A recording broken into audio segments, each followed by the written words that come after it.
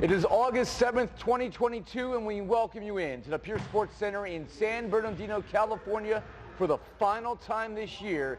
It is the National Volleyball Association NVA Today pregame show on Championship Sunday 2022. Today, we have a third-place match at 11 a.m. Pacific, 2 Eastern, and then at 2 o'clock today Pacific, 5 Eastern, all the marbles on the line. The 2022 NVA Cup will be decided between the Las Vegas Ramblers and the defending champion, OC Stunners.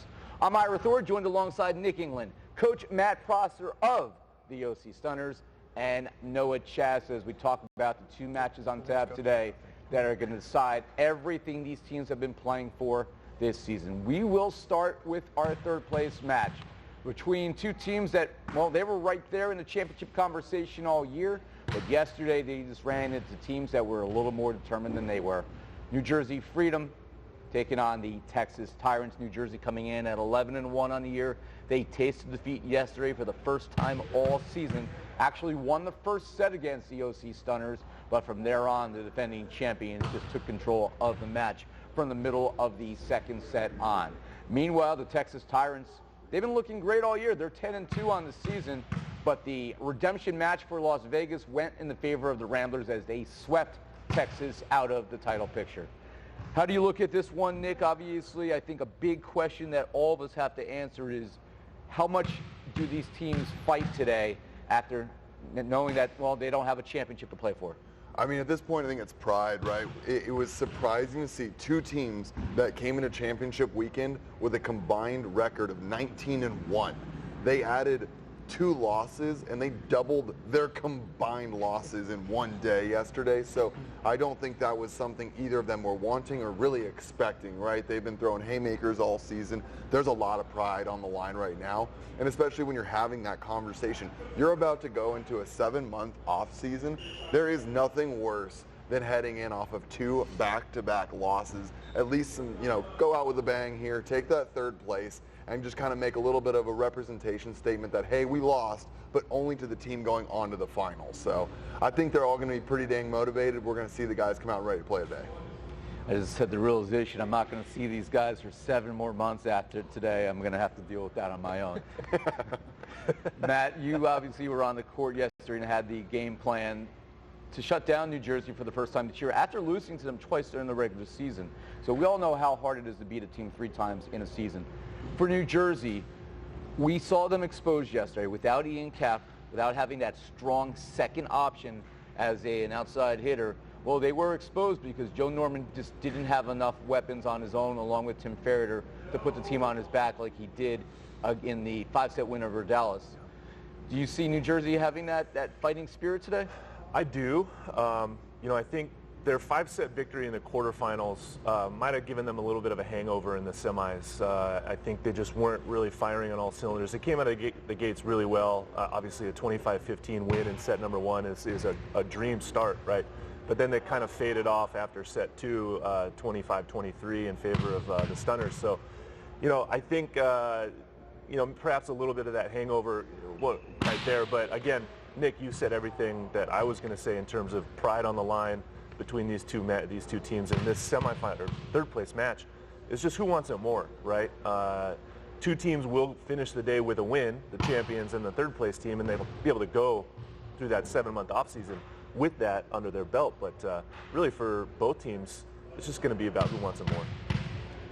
Matchups today in that one could be certainly entertaining. We may have we'll see how the lineup is set. It's either going to be Gianluca Grasso or Jake Langlois matched up against Joe Norman for New Jersey.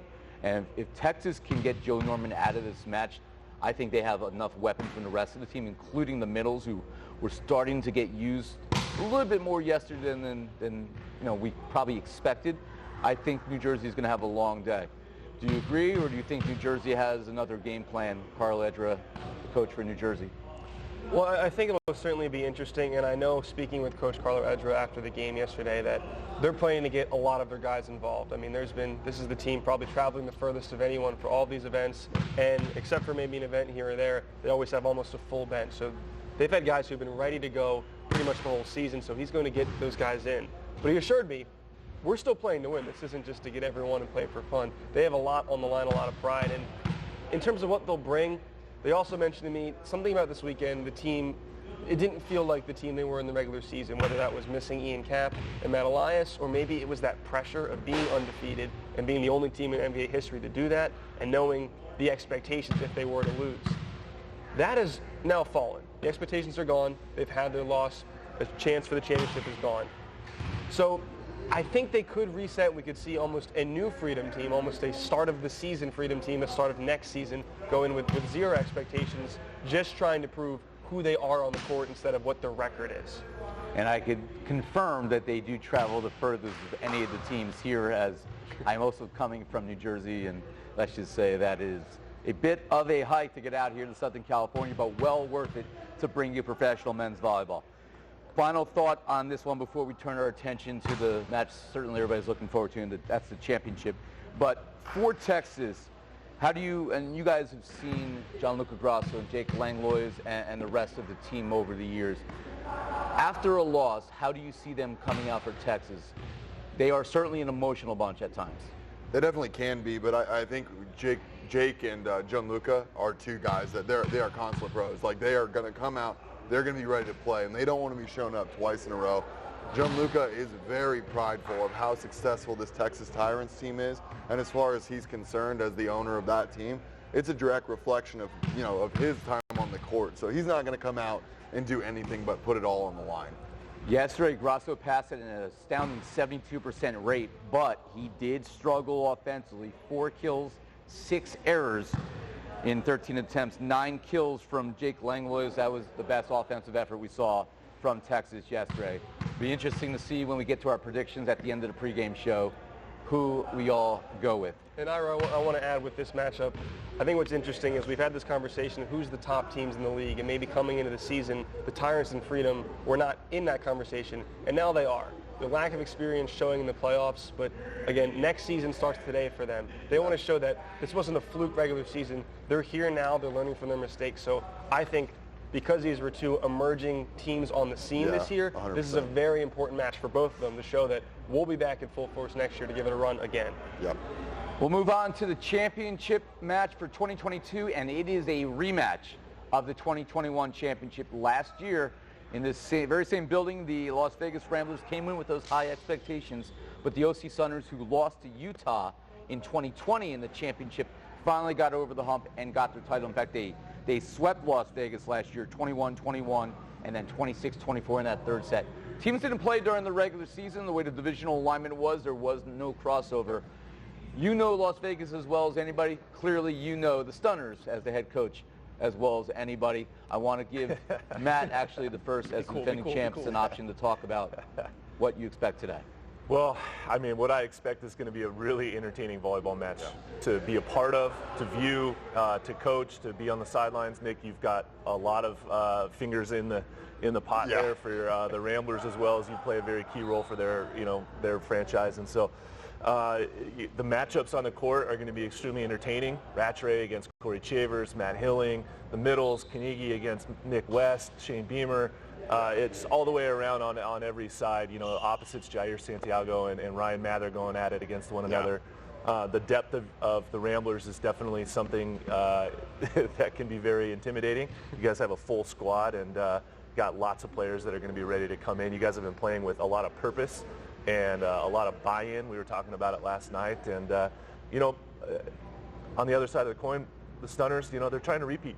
Yeah. And I think that's a lot of momentum and a lot of motivation for our guys, my guys. And, we've had a little bit of a revolving door in terms of personnel, but, going 2-0 so far through the weekend, I think, they're playing with some purpose as well, and it should be extremely entertaining and a very explosive match, I think. Yeah. Nick, I think one of the more interesting matchups in this one case, who are the two best middles in the NVA? And I think we may see them in on court today. Nick West against Matt Kanigi. Yeah, I definitely want to keep an eye on that there. Matt Kanigi was a big tool yesterday in our win over the Tyrants. The one I'm looking at, we always talk about, and it's, I think, going to be an important one in the third place, is setters. How are these setters ready to perform? But, last year, one thing that I felt going into that is I looked across the net, and the Stunners have all been there. It felt like the guys, they've seen that international experience. They've played in those world-class level matches, where last year the Ramblers felt very young. You saw Rattray with getting blocked 7 times in that match. Not always the right time to get set, sometimes not the right swing. The way the team is playing right now, I think they're coming in mentally in a much more ready and prepared state. So I'm excited to see that, how that interacts this year. They got a huge effort yesterday from Brandon Rattray. Ryan Mather obviously factored in quite a bit. From Las Vegas, who do you feel is, and you know what their mission is, it's all been about winning this championship all year. Who do you feel is the biggest piece of the puzzle today for the Ramblers? I think it's got to be Jordan Hoppe. It's a serve and pass game. I think he will make the difference if he can go on a run behind the service line, because there's plenty of battles in the middle, there's plenty of blocking and offensive adjustments, but whoever is winning the service game, getting more aces, getting the team out of system will determine this match. So I think for him, behind the service line, he's the one that can tilt the tide for the Ramblers. I like that. And then obviously you hinted on the setting situation. Obviously Michael Keegan has been the man all year, one of the better setters in the league throughout the season. The OC Stunners don't have Randy Ramirez. We touched on this obviously throughout the first 2 days of the championship. Ignacio Roberts had times yesterday where he looked pretty good. He also had times where you could tell he was the backup. I will respectfully disagree. I think that he is not the backup. I think he is who's here now in that revolving door. He struggled a little bit in that first set, but every guy on the Stunners did. I think the second that team cleaned it up, he ran a fantastic offense, and with that many weapons on the court, if he's getting that back row connection with Corey Chavers, there is a lot of pressure that's going to get created off of the back, the way he runs his offense. A lot of respect to his game, and if you had him and Randy, I'm not convinced that you'd be starting Randy over Nacho. I mean, that's obviously your call, and you maybe luckily don't have to make the decision, but from my perspective on the outside. But we'll see. And finally, Corey Chavers last year in the finals, he took over, had an incredible effort where not only was his passing, it was his offense, and he was unstoppable. Do you find anybody on Las Vegas today who might be the better matchup with Corey? I mean, there's a lot of physicality. You got Ryan Mather in front of him, so he's got the size to slow down Corey. Well, it's a time in the program where we talk about our predictions, and it's gotten a little interesting here because I picked New Jersey, as Noah did yesterday, and that has allowed Nick to pull within a game of me, so everything is on the line for the season predictions today. I am 43-11, 796. Nick is 42-12, 778. Matt's got a 722 winning percentage, 39-15. Noah, who came on late in the pick, 733, 22-8. We will start with the third place match. I'm going to let Noah pick first this time. This is a tough one again. Two teams with a lot of pride, a lot they want to win and show out there tonight. And for the first time in a while, I think I'm going to pick against the New Jersey Freedom. I think Gianluca Grasso is not proud of that performance, and he wants to right the ship there. I'm going to pick the Tyrants. I'm also going to go with the Tyrants. I'm taking the boys from Jersey today. Wow, he's going with New Jersey. I am not going to be allowed back in the Garden State. I did not like what I saw from the outsides yesterday, and I am going to pick the Texas Tyrants. That could be our deciding factor here because it's time for the championship match. Las Vegas, OC Stunners, and I think the Vegas Ramblers right now are an unbeatable team with the way they're playing. I'm sorry to say this out loud, Matt, but it will be the Las Vegas Ramblers, potentially in 3 sets, hoisting the 22 NVA Cup. I am confident about certain calls. 3-0 is not a call I would ever make in this match. I will take the Ramblers, though. I'm going to take the OC Stunners for the championship. You picked your own team? No way. I've picked against the Stunners twice this weekend, and I've been wrong twice. And I'm still going to pick against them again for a third time. I got to go with the Ramblers. They just look too strong this year. Well, 3 of the 4 of us believe it'll be the Las Vegas Ramblers hoisting the 2022 NVA Cup. We'll find out if that is the case. It all starts at 11 a.m. Pacific, 2 Eastern. Our third place match, New Jersey, as they take on the Texas Tyrants. And then the championship on the line at 2 Pacific, 5 Eastern, the Las Vegas Ramblers, as they take on the defending champion, OC Stunners, right here on ESPN.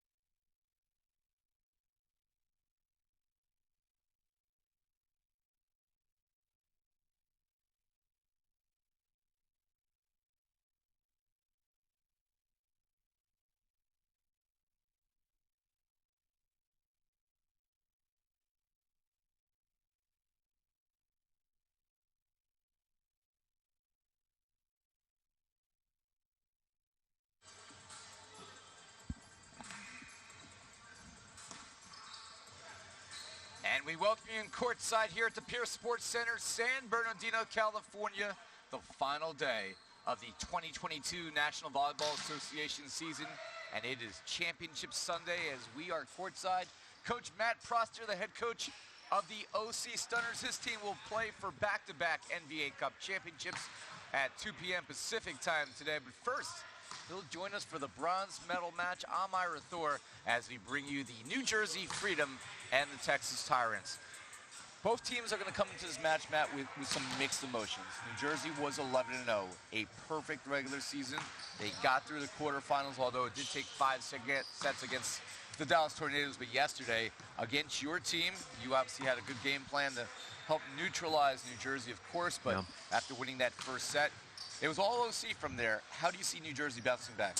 Well, you know, unfortunately for both of these teams, they didn't attain their final goal, which is that championship match and the NVA Cup. But this is a consolation, right? They still get to play. There's a lot of pride on the line. And, you know, still playing for a semifinal, the third place finish. And these two teams, they really got to bounce back and really just fight for their own self-pride and as a team, really try to finish the season off on the right note.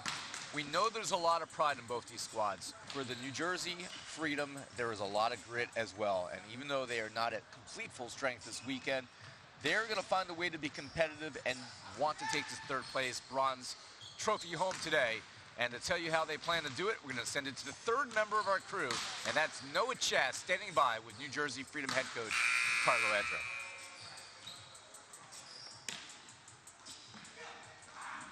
But still an important one. What was your message to your team?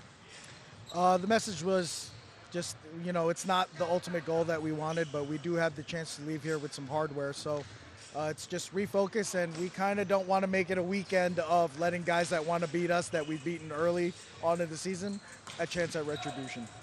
Going into the offseason, how important would it be to go in on a win and also, like you said, with some hardware with the bronze medal title? It's very important for us because it's, you know, normally if you don't win the whole thing, it's very rare you get a chance to end the season on a win, and I think that's kind of what we're going to use to motivate us. This is a Tyrants team that you took down in the regular season, but it took all of 5 sets. I mean, what's the game plan against this squad? Well, we know they have 2 incredible outsides. It's not an easy task. It's to slow them down, but, you know, it's not to say anything about the rest of the guys. It's a really good team. There's a reason why, you know, we were all the last 4 teams remaining. So it's just, again, as I always say, it's who executes at the most important moments. And will we see most of the guys on this Freedom team get some action today? We're going to basically go with how we normally do it. We're going to start with the same lineup we had yesterday. And then if we need to make some changes, we will. Got it. Thank you, Coach. Send it back to the booth.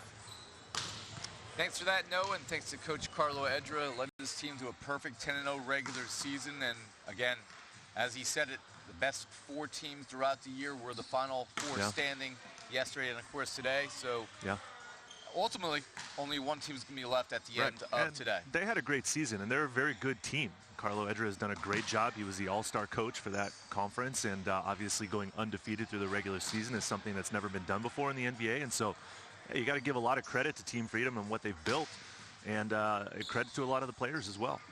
Meanwhile, for the Texas Tyrants, and in a moment we'll hear from Mauro Grasso and the head coach for the Texas Tyrants. But, you know, the Tyrants were my preseason pick to win the championship this year. I think it became more evident as the season went on that it was going to be Las Vegas that was potentially going to be that team that might step forward rather than Texas. For the Tyrants, obviously, just like New Jersey, not their ultimate goal. There is a sense of disappointment. You know there's a lot of pride. Some very experienced players in that sideline. Very. Jake Langlois, Gianluca Grasso, among the others. Obviously, Jose Molero, their all-star libero. Do you think that they're going to have a letdown today, or do you think there's just so much pride that they're going to allow this to cover? Well, I think they had their letdown yesterday getting swept by the Ramblers in the semifinals, right? They played really well the day before in the quarterfinal, but unfortunately, the Ramblers are just very, very strong, and they've got a lot on the line as well today. Try to get this victory. Certainly do. Gianluca Grasso, one of their big stars. His father, Mauro, is the head coach, and standing by with Noah Chast is Mauro Grasso, head coach for the Texas Tyrants. Coach, maybe not the outcome you were expecting yesterday. What sort of bounce back do you want to see from your team today? Well, the professionalism Well, that we're in a professional league, so just come here, do their jobs. Of course, it's, as you said, it's kind of demotivating not being in the final. No, but I think it's both teams, so the mental part is going to really determine how the game was going to be. So I hope, that I'm going to pass to them all the energy that I'm feeling now. And some guys prefer win, the last match, than be second and lose the last match. So how much does winning bronze mean to you and your team and the Tyrants organization? No, of course, a lot. We're going to be better than last year, and always getting a medal, getting on the podium is something that it's a kind of award. And during the regular season, the Freedom handed you your only regular season loss. What's the game plan to try and take down this one-loss team? No, I just, again, being disciplined, giving them less points. We committed a lot of silly mistakes yesterday.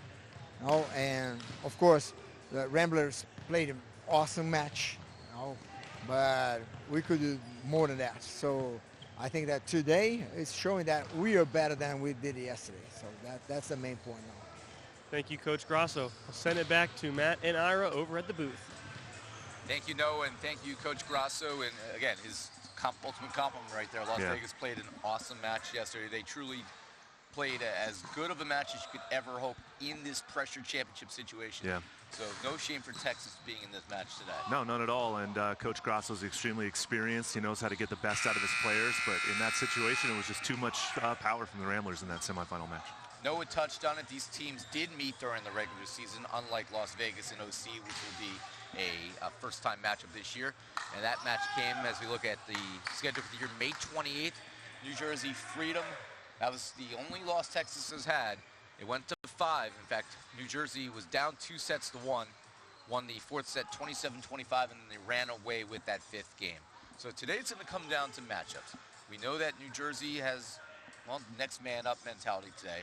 Still without their starting other outside hitter in Ian Cap. Today it's going to be Daniel Venegas getting the start again on the outside, Ryan Kenny at center. There'll be some interesting matchups here because you have Joe Norman starting right side for New Jersey, who's carried the workload, who will be matched up against either Langlois, Jake Langlois, or Gianluca Grasso. Yeah, it'll be very exciting to see how those matchups kind of pan out through this match. Obviously, Joe Norman, 6'10", opposite for Team Freedom. On the other side of the net, Jake Langlois, 6'10", outside hitter for the Texas Tyrants. So they will be matched up at the net, hopefully against one another, and should make for a very exciting matchup here in this match. And I think we have some equally interesting matchups in the middle today. Matt Seifert out there yesterday started to come back into his own after missing a few events. Yep. And obviously Tom Burrell has been extremely consistent Tom for New Burrell, Jersey one of the best middles. Sorry to cut you off there, Ira, but Tom Burrell, statistically one of the strongest middles in the whole NVA, right? Hitting well over 600% on the season, and should make for a very interesting and exciting matchup against the middles from the Tyrants, Austin Lovett and Ryan Mounty as well. Yeah, I really liked yesterday how they got Ryan Mounty specifically more involved in that offense.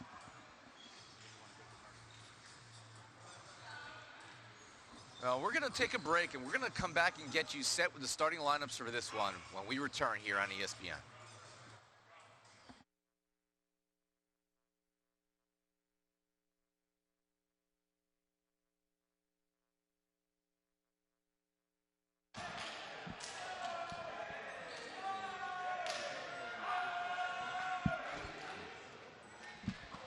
Well, I think they purposely start the timer 5 minutes ahead of time. So for like 45 minutes out, they'll start it at 40 to be safe, I think.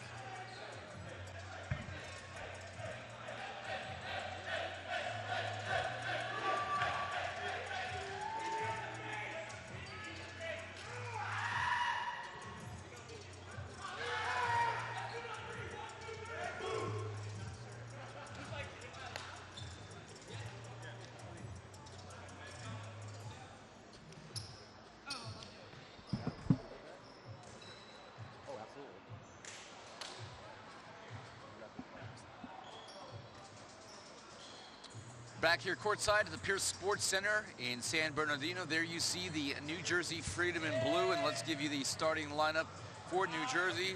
As you'll see the Texas Tyrants getting ready to take the court there in their white and, well, orange and tiger color stripes out there for the Tyrants. For New Jersey, Ryan Kenny, number 1, will get to start at center. Plays with Matt Elias, who's not here this weekend. Tim Ferreter is the outside 1. He wears number 7. Daniel Venegas is the outside 2, wearing number 11. Big Joe Norman on the right side, number 16 for New Jersey. Middle hitters, Matt Seifert, who wears number 12, and Tom Burrell having just a tremendous year for New Jersey. He wears number 18. The starting libero today will be Ryan Alou, number 5 in the white for New Jersey. For the Texas Tyrants, Gabo Quiones gets to start at center. He wears a number 7. Jake Langlois wearing number 10, the big outside hitter, the former USA Volleyball national team member. Gianluca Grasso, the other outside, the 0-2 today, as he wears number 9. Daniel Jacobs gets the starting nod on the right side, number 16 for Texas. Ryan Mounty, the middle 1, as he will be joined by Austin Lovett out there. And Jose Malera, one of the smallest players in the league, a joy to watch play defense. He is number 1 for the Tyrants, as we are just about set to begin here in our bronze medal matchup. The New Jersey Freedom 11-1 I think the stream picked up like halfway taking through on one of my the coach Texas interviews. Tyrants, as they are 10-2 My parents said on it the like season. cut in. Referees for this one in our third place match, Dennis Franciscini, who's actually my roommate for the weekend. He is the official in the stand. Stephen Shepard is our R2. Rena Smith and Patrick Bradley, experienced officials on the lines for this one. Patrick Bradley will be the referee in the stand for the championship match at 2 p.m. Pacific. And we are underway, and Gabo Quiones is serving first for Texas. And Tim Ferrier collected by Malero. Langlois, Alou was there. Some good defense from the liberos early on, Matt. Oh, then a free ball city. Tim Ferrier destroys it. Well, that's an unfortunate turn of events for the Tyrants. A free ball that Jake Langlois passes over on top of the net, and it's an overpass attack for the point by Team Freedom. For the Tyrants yesterday, the numbers, well, they don't lie. Gianluca Grasso, who's been one of the better outsides in the league for the last couple of years for sure, had more errors than kills. 4 kills, 6 errors, and 13 attempts. Jake Langlois was their top offensive producer with 9 kills, but Matt, he needed 25 attempts to get there, which is more than 3 different players combined. I have it. I see it. They go to Ferrier. Oh, and he eats up Langlois there with the big attack. Yeah, the Tyrants block didn't really get positioned in an ideal space to try to slow Ferrier down from the right side, but that's one of his favorite swings, and Team Freedom is going to need him to be on point from the right side in this match. He had 11 kills yesterday. He's got 2 right today. He serves for New Jersey. There's Jacobs with a big smash. Daniel Jacobs, who has split time in that spot this year with Tim Johnson. Tim Johnson, the more explosive of the 2 players. Jacobs, perhaps more consistent of the 2. Yeah, Daniel Jacobs, a bit of an X factor here for the Tyrants as the opposite hitter. Going to get called on a lot, clean up some offensive opportunities, but a 3-man block, and Daniel Venegas goes off and out of bounds to the point. Venegas had 6 kills yesterday. He was in double figures in that 5-set win over Dallas on Friday to get to the semifinals. But where Venegas has actually contributed more, Matt, has been on the service game. He has 6 aces in the first 2 playoff matches this weekend. And that's something we haven't talked a lot about in the lead up to this match. Is service pressure from both sides is going to be very important, trying to get the opponent out of system. So we're going to get a look here at Jacobs.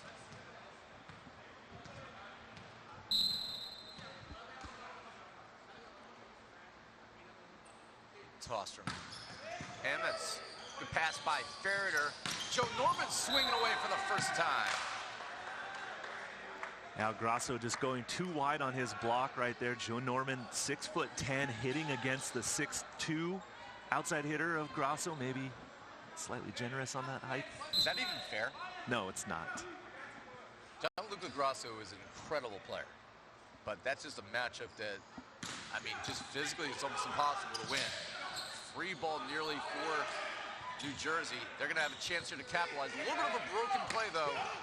Oh, miscommunication. You saw it developing between Langlois and Jacobs, and Venegas just puts it into a useful spot.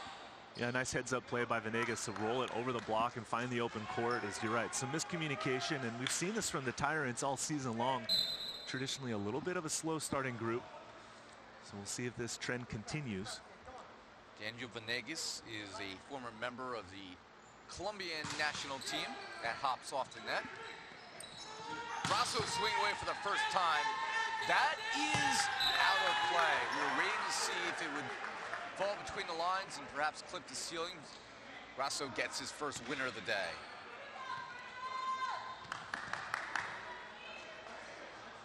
Venegas, by the way, is the oldest player on the New Jersey squad by a few years. 32 years old. Joe Norman swinging away. Jacobs ready for it. Here's Grasso. They go to Venegas again. That one will land in Columbia, but there was a touch on the ball. That is his third kill. Well, in the semifinals, Venegas didn't have a great match. Actually, he only played in the first set and a half, I believe, and then got replaced. So he should be relatively fresh today for this match and looking to make a little bit of redemption from his semifinal performance. And motivated for sure. He does miss that aggressive serve wide. Here is Ryan Mounty. Mounty yesterday in the loss to the Las Vegas Ramblers. Well, only got a chance to swing 5 times, had 3 kills. Got involved with 3 blocks. Well, that time Jake Langlois goes up to attack what he thought was going to be an overpass, but Ryan Keeney very astutely goes for the back dump on that play and finds the court for the point. Yeah, Ryan Kenny certainly a cerebral setter in place of Matt Elias. Here's Jake Langlois, gets his revenge. Oh, that's going to be a very dangerous matchup for Team Freedom, having Ryan Kenny blocking against the 6'10" Jake Langlois. A huge mismatch in favor of the Tyrants there. That is more of a mismatch size-wise than Gianluca Grasso having to deal with the 6'10" Joe Norman. Very much. There is some incredible size at this level. Sometimes it's not the size, though. Sometimes it is the skill. And Quiones unleashes an ace.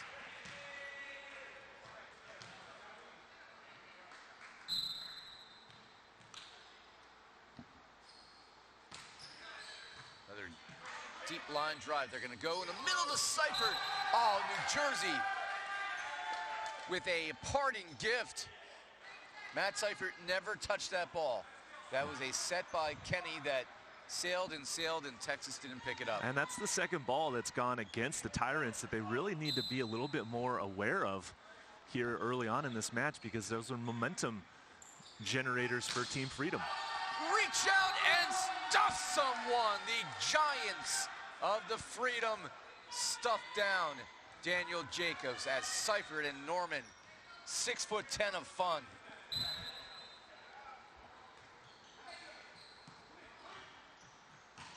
And that is an answer. Austin Lovett. Austin Lovett, one of the more emotional leaders for the Tyrants. They have to get him activated through the middle just for the emotional support that he provides for his team and that kind of charge that they might need. Norman swinging out of the outside, off of the hands of Jacobs. Second kill for Norman early on, and New Jersey continues to lead early, 10-8.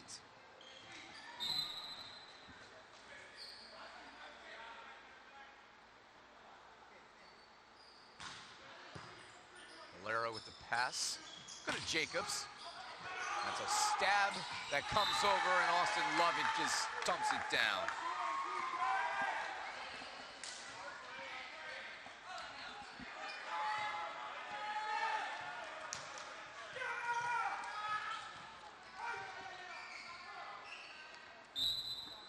Lovett is a bit of an undersized middle compared to Matt Seifert at 6'6", but certainly skilled.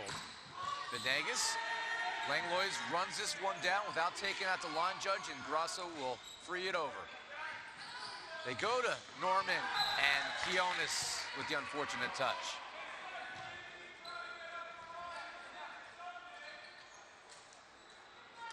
So 3 kills for Norman. Here is Matt Seifert to serve. Seifert missed a pair of events in the middle of the season in June and July. Back here for the championship weekend. They go to Grasso down the line with authority. What a turn down the line by Grasso. Shows angle with his shoulders, then whips his arm cross-body for that big line swing. And Luca Grasso, who is the owner of the Texas Tyrants as well. Certainly adding some value to his franchise. Well, Lou lays out for that one. Here's Venegas. And that draws Downey into the net. That was a nice touch on the block. Unfortunately, that block touches the net. It's against the rules, and the point's going to go to Team Freedom. They should change the rules. You should also be allowed 4 touches. No. Only on desperation plays. No. That is left short. We are completely kidding. We don't want to see any alterations.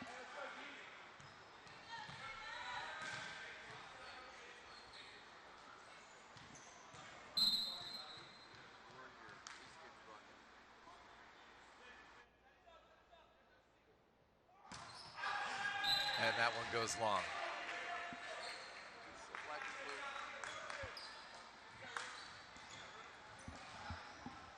Two-point lead here as we reach the midway point of our opening set. 2022 third place matchup. Great pass from Malero. He's so good. Laying out for that one was Venegas.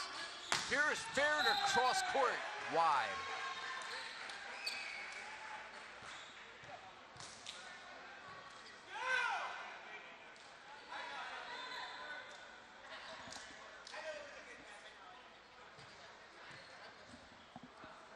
Tyrants are within 1 as Mountie will serve.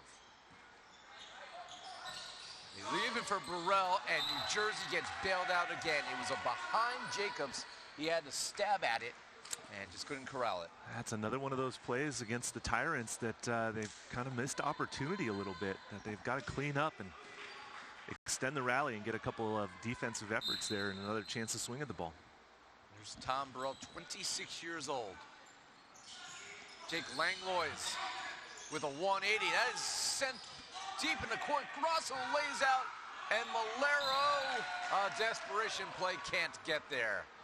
Gotta love the hustle, though. Gotta love the hustle. Credit to the Tyrants chasing that one down. A great effort as well from Malero to shovel that ball over the net, just wide of the sideline, though, and it's out of bounds. That's a tough spot. Malero with his back to the net, trying to judge where to put that. That is served wide.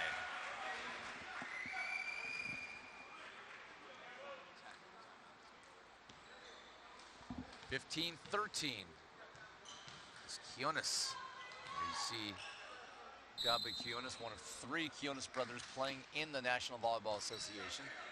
His brothers are with Dallas, and they will enjoy seeing that ace. That's his 2nd ace of the match. Yeah, Quinones with a perfect placement there through the seam of Ferreter and Venegas. Gotta talk about who's going to pass that ball. Better pass from New Jersey. Seifert swinging away. And that draws Texas into the net and will send us to our technical timeout here in Game 1, back for more in San Bernardino.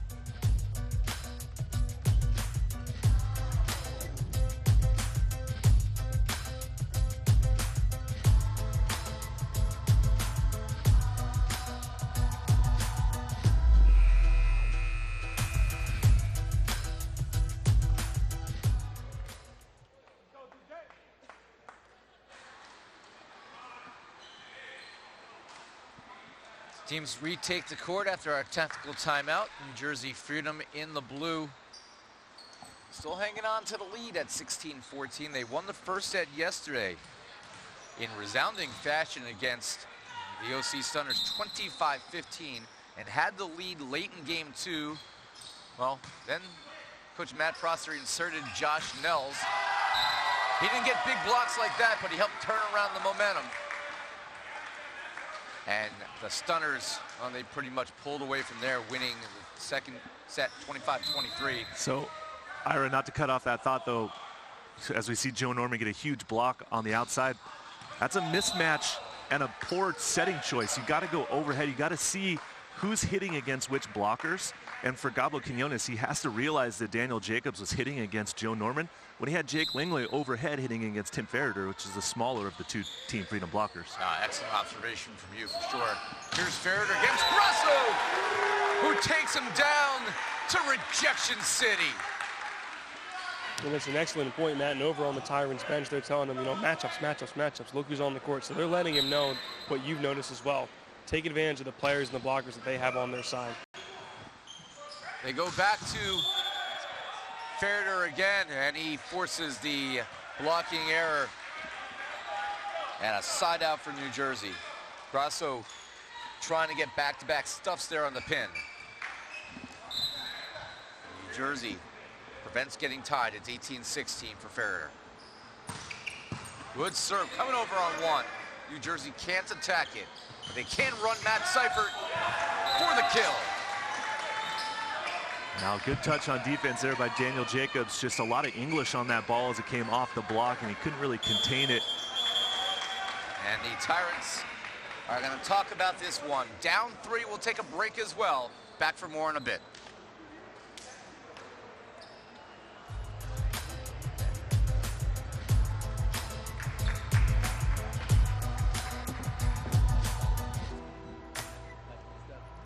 It's actually a protein bar, and it's giving me protein. Not yet. Maybe hit some couple reps before the championship. Tomorrow.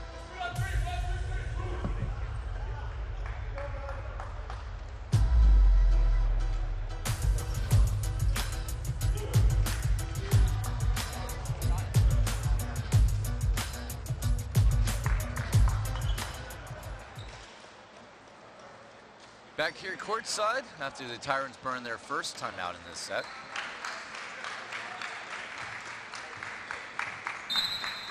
And Ferreter will to run his lead to 4.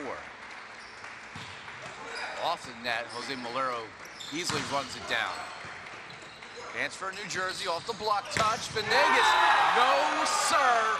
Daniel Jacobs stuffs him down. Daniel Jacobs with the solo block, great hand placement, stopping that attack from the left side. Daniel Jacobs out of Burbank, California. Today, we wish him a happy 27th birthday to Daniel Jacobs. Always fun to get to play volleyball on your birthday. Daniel Venegas blowing out some candles of his own. His 5th kill to lead all players. So Venegas is, or say Jacobs is 27. At what point are you in the prime of your career? That's a great question, Ira. I mean, I think it depends on the player and you know what that career looks like. 27 is a pretty good age.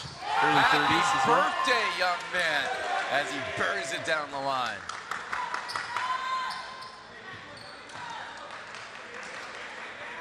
I mean, Russell Holmes is still playing at 40 years old for Utah, and maybe not the same speed he had as a 25-year-old, but still one of the most dangerous middles in the NVA, the former Olympian. Cross court, Venegas showing he's still got it. Well, Venegas getting a lot of action through the front row for Team Freedom, and effective, other than just getting that one block from Daniel Jacobs earlier. It's 21-18. They are going to make the substitution here. our double sub that we see from Texas. Tim Johnson, number 17, comes in place of Jacobs, and James Anderson at setter in place of Kionis. Norman with the serve.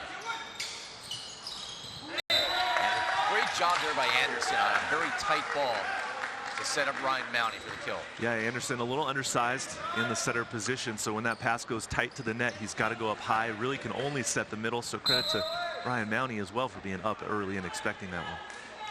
Gianluca Grasso with the big toss and a bigger serve. Berder, that's blocked back, covered by Alou. Venegas with the roll shot. Good job by Anderson to get a piece of it. Grasso free it over. They go back to Venegas. And I like my parking job a little wide. It took 2 spots today. I had to move. And New Jersey is going to take a challenge here. Was it on the serve?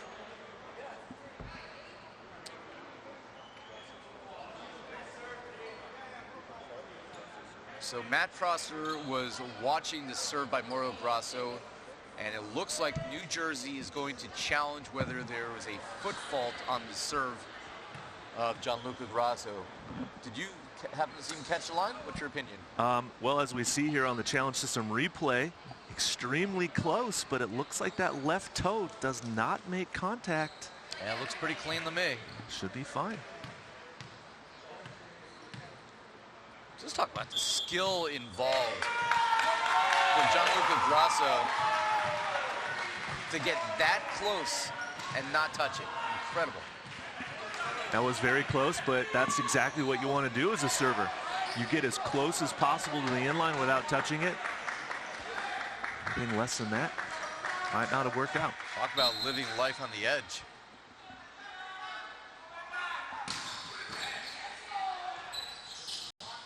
Venegas down the line in front of Anderson for the much-needed side out to prevent Texas from tying.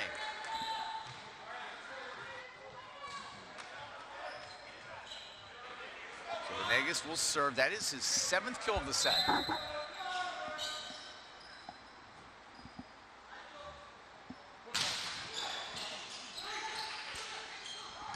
Grasso will attack that one. Reach out and stuff someone. Tim Johnson and Ryan Mounty. Oh, Tim Fairder couldn't get it through.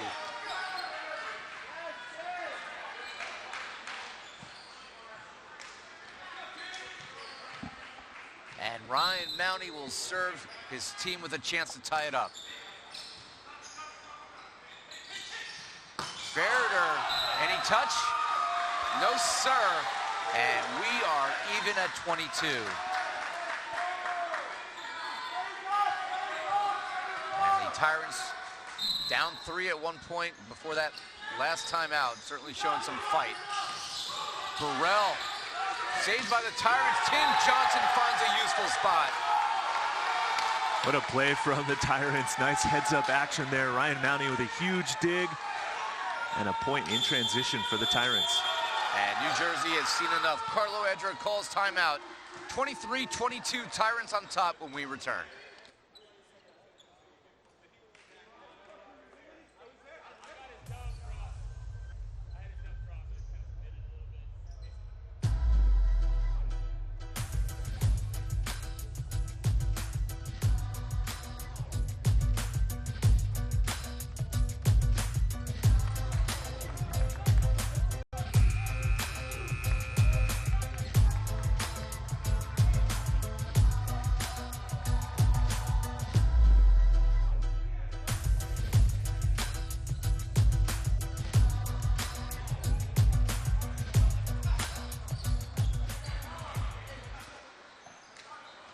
Teams retake the court after the timeout by New Jersey. Ryan Mounty, who turned 28 years old last week. Serve here for the Tyrants, trying to get within a point of the set. Tom Burrell trying to get the answer, but stabbed out of the air by Anderson. Here's Langlois. Oh, an unfortunate touch by Norman. And the Tyrants, with a late surge, have set point. In fact, a pair of them to work with.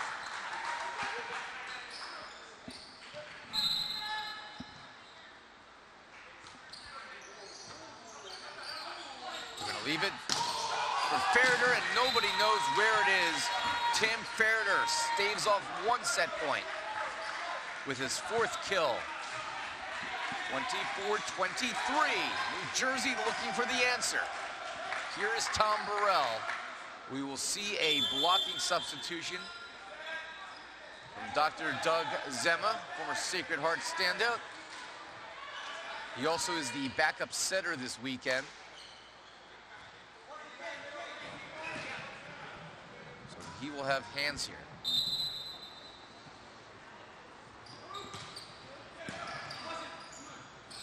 Go to Tim Johnson, down the line, got the spot, and Texas takes game number 1, 25-23, battling back from a 3-point deficit late to take the opener in our 3rd place bronze match.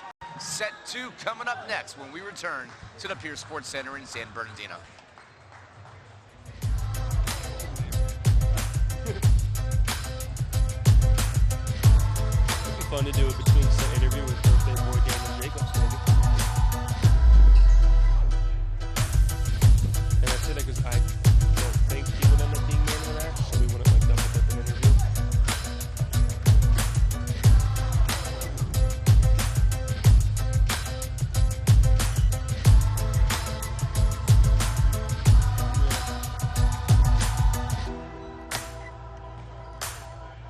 He'd be good, like, you know, like in front of a bookshelf, like a fire, you know, giving you stoic wisdom. Exactly. I'll go see if he wants to talk. He's 27, right?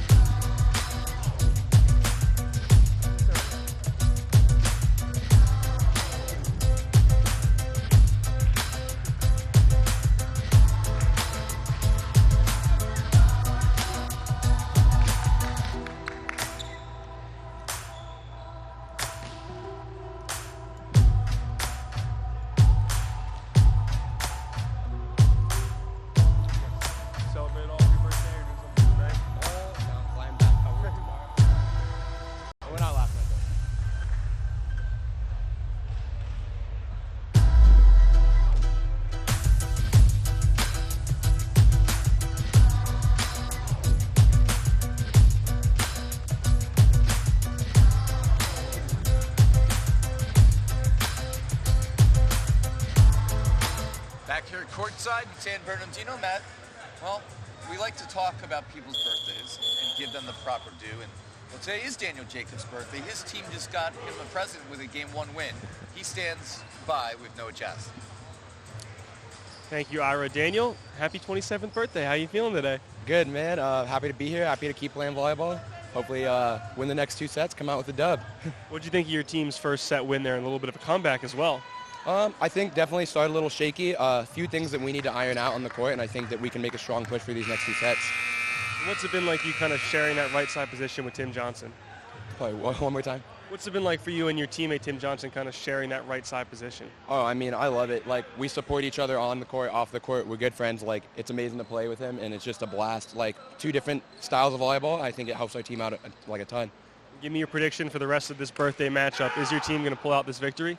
I mean, I hope so. I think we iron out a few kinks, like I said, and we can make a strong push and hopefully take these next 2 sets 1 and 3. I appreciate it, man. Happy birthday. Enjoy it. Appreciate it. Guys, send it back to you. Are you actually even there, Noah? Because I think there's been some tall people between the tall trees of Jake Langlois and friends. We heard your voice, but we didn't really see you midway through the interview. I don't really stand out amongst the rest, so. Oh, Jake Langlois is standing right in front of the camera at 6'10". You pretty much are only going to see number 10. And you only saw a smash from him to begin game 2. as he puts away the winner. Gets that point by going off the block and out of bounds, so a good start for the Tyrants there on that right side attack. Langlois had 2 kills and 4 swings in the first set. He will serve here for Texas. Joe Norman out of the outside.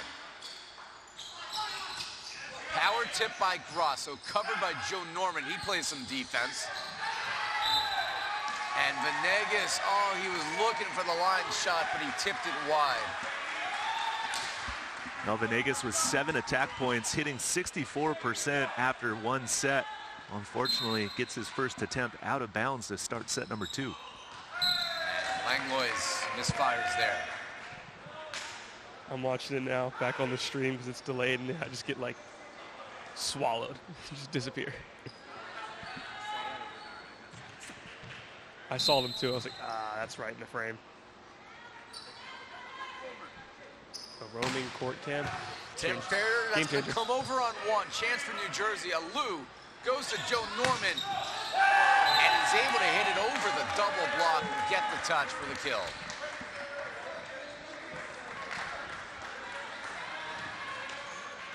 That is the 4th kill for Joe Norman on 6 swings.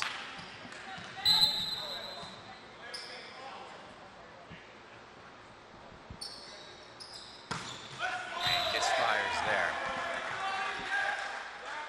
Norman had 22 kills in the win over Dallas in the quarterfinal round, but he slowed down late. I believe he had 17 through 3 sets, if I remember correctly.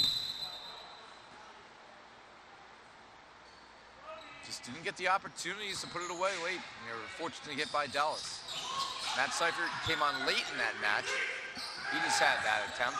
Kenny with the pancake, and that'll be dumped over by Ferreter. Another chance, Langlois. Oh, annihilation. A kick save there by the foot dig. Freedom continued to play that ball as it was totally legal. However, they couldn't get that 3rd contact over the net. I wasn't sure at first whether it got the court or not. Maybe Kenny got his foot in there. Someone got their foot. That ball was completely clean. It was a good dig. Another kill for Langlois. That's his 4th. Here's Seifert swinging through the block. Ryan Mounty giving a high five there to Seifert. You respect when your opponent beats you on a clean swing like that. 1-point deficit early on here for New Jersey for big Matt Seifert.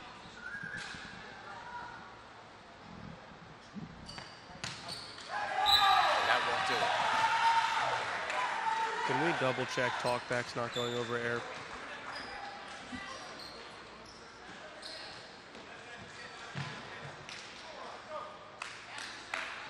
My parents are watching the stream. They said they could hear us talking during commercial break.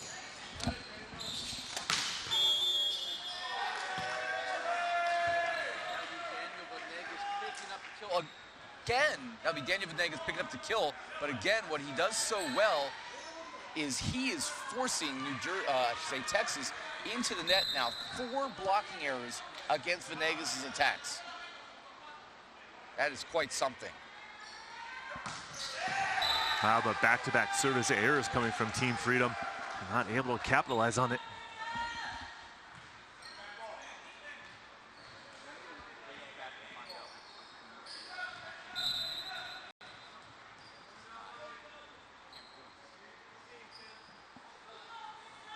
Here's Grosso. Oh, what a serve!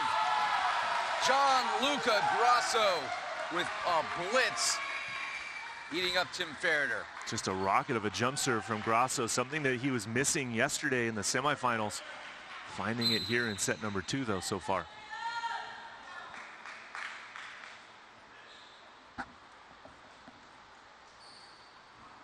Grosso, oh, he puts a changeup on New Jersey. That is blocked down, collected off the net by Kenny, and Venegas take 2. Thought he did a nice job there regaining his composure. He got blocked. It was collected by Kenny off the net, and they go right back to Daniel Venegas. they're going to use him as long as he remains hot here, Matt. Well, they have to. I mean, he had a great first set, 7 points on attack, like I said earlier, hitting 64%. They got to ride the hot hitter. Good serve from Venegas. Here's Langlois, and it comes our way. Jake Langlois picks up his 5th kill. Ball comes into our scorers table. Souvenir for us.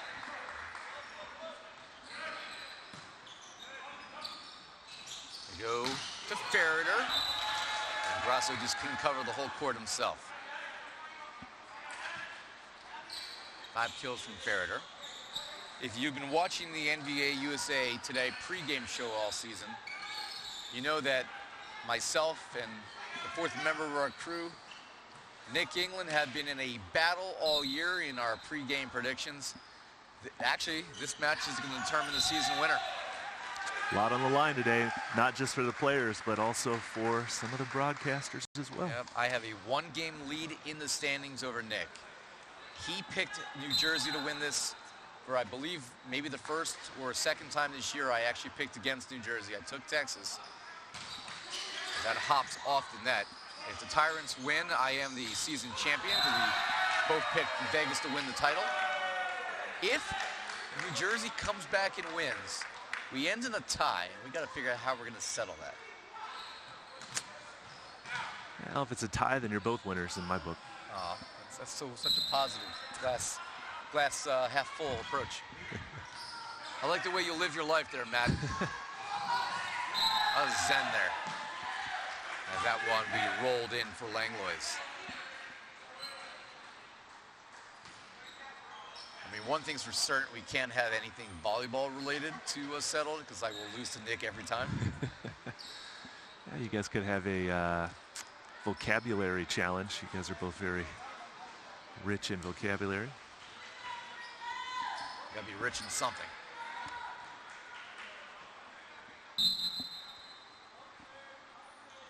Langlois has left that one short. Jake going for a little bit of a hybrid jump serve that time, trying to catch Team Freedom off guard, but missing into the net. Let's see if he goes back to that one later on in the match. Tim Ferreter started his career at SUNY New Paltz in upstate New York. Finished it at Stevens, won a national championship there. Johnson was dug up by Alou, and that is going to fall in for the kill for Daniel Venegas, who has reached double figures in winners already. That is his 10th.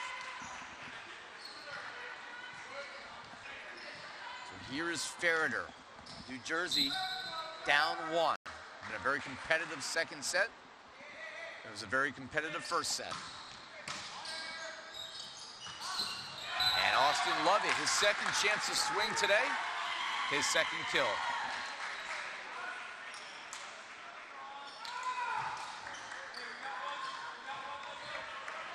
Actually, I take that back. He was dug up one time as his 3rd attack.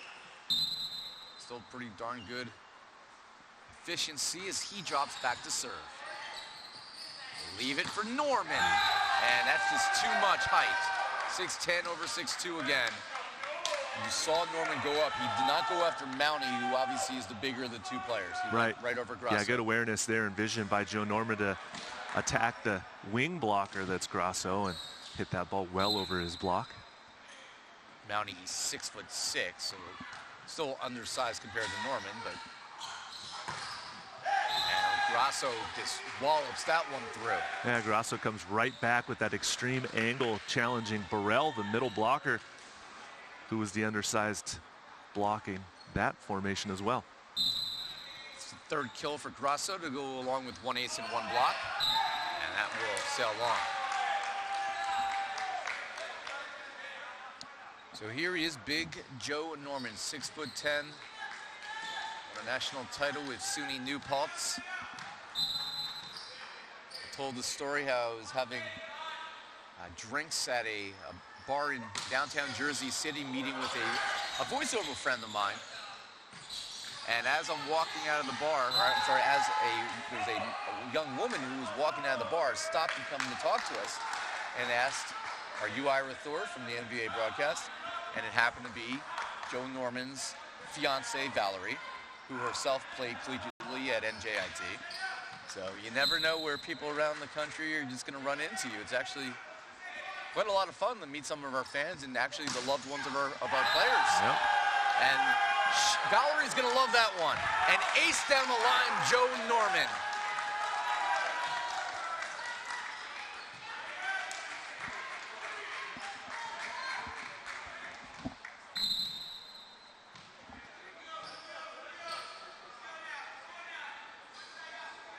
See if Joe's got another one in the arm.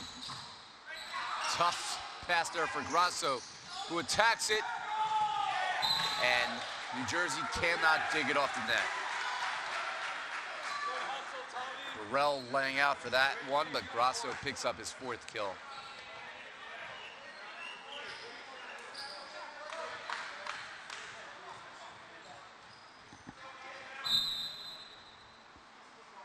Now we got a battle on our hands here, Ira, in set number 2.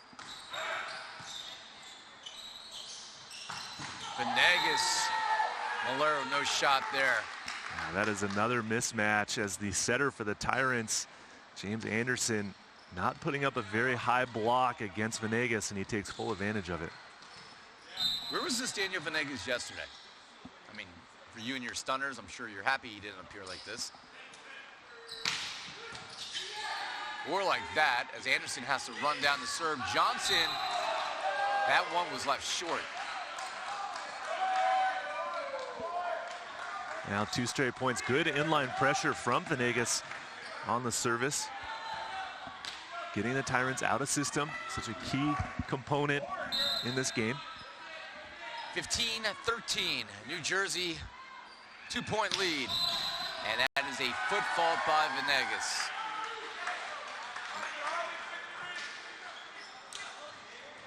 Live and die in this game of inches. Venegas got caught there, so here's Ryan Mounty, your server.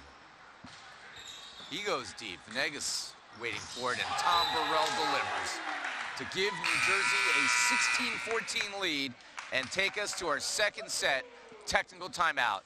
Back for more after this break.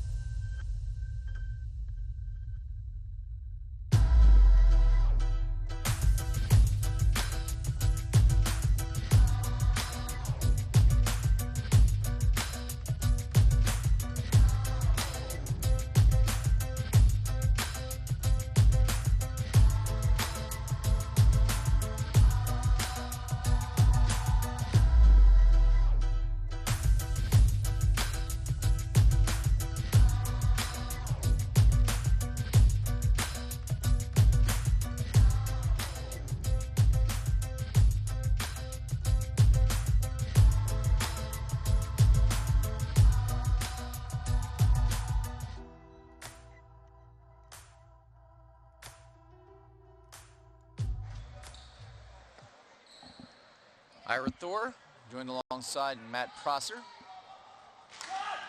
Noah Chast, the 3rd member of our crew. Final time this year you and I get to work together. Final time, yep. What are you going to do for the next 7 months? I don't know. Will you still text me? Maybe. Okay, I'll send you some funny memes. I'm good for those now and then. Dad jokes also. A lot of dad jokes. We're both dads. And we'll appreciate those. Here's Ferreter. We have a collision at the net. And that's between Lovett and Ferreter. Lovett's already been dealing with a high ankle sprain that we thought was actually going to keep him out of this championship weekend. He's toughing it out, and quite frankly, he's played quite well. The violation is against New Jersey. He has played well. You know, we were not sure that we were going to see Austin Lovett through the middle because of that high ankle sprain he sustained prior to the last event.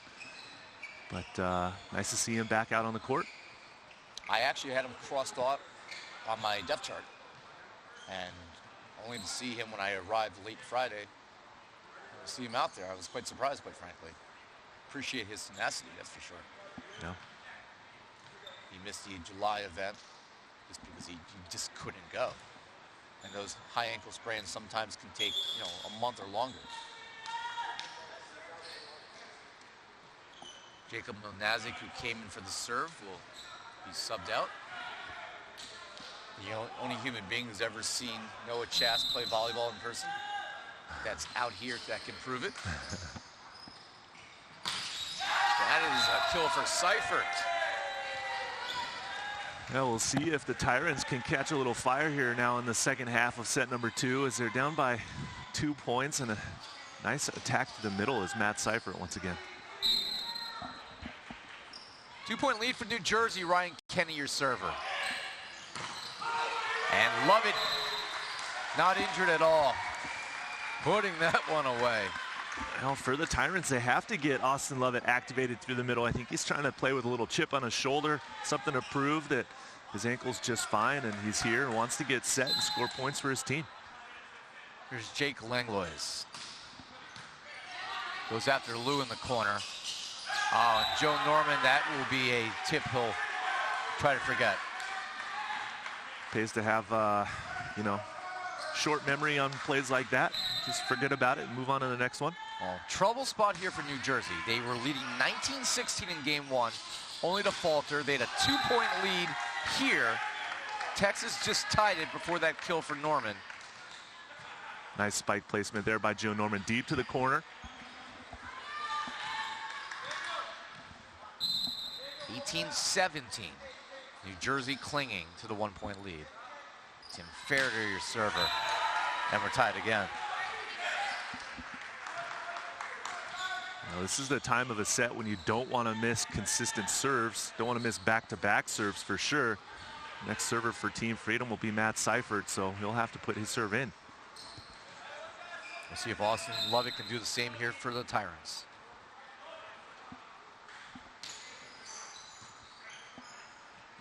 They go to Norman. Reach out and stuff someone. The elevation from Gianluca Grasso. Well, not the best matchup if you're the Tyrants, but sometimes you could jump and time it right. Well, Grasso, a very good blocker for his size, and that was highlighted right there, getting a block on Joe Norman. Even with his jumping ability, Matt, to make up those 8 inches, you really have to time that almost perfectly, and Gianluca certainly did there. Yes, he did. However, the service error from the Tyrants gives the ball right back to Team Freedom.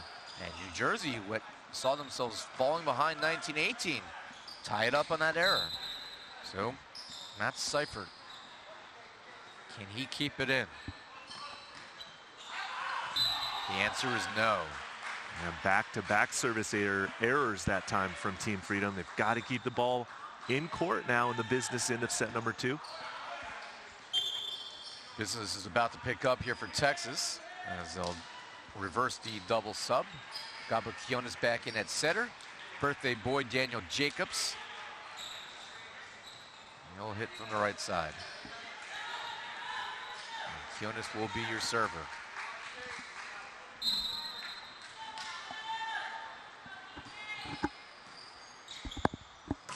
Tom Burrell. Oh, what a layout there for Jose Malero.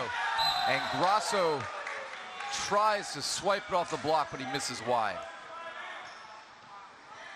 No challenge coming either from the Tyrants side. That's pretty interesting that they're not going to try for that video challenge off possible touch off the block. I actually didn't see the ball change trajectory, so I think that's a good no challenge. Yeah, I didn't see it change either. I like the attempt there by Grasso. You're facing a double block, try to swipe it off him, but just couldn't get the touch.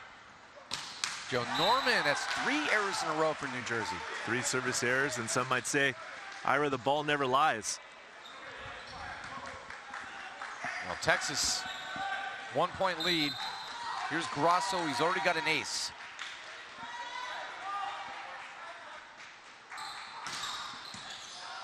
Good pass by Alou. Allows Venegas to swing cross court, but he misses wide.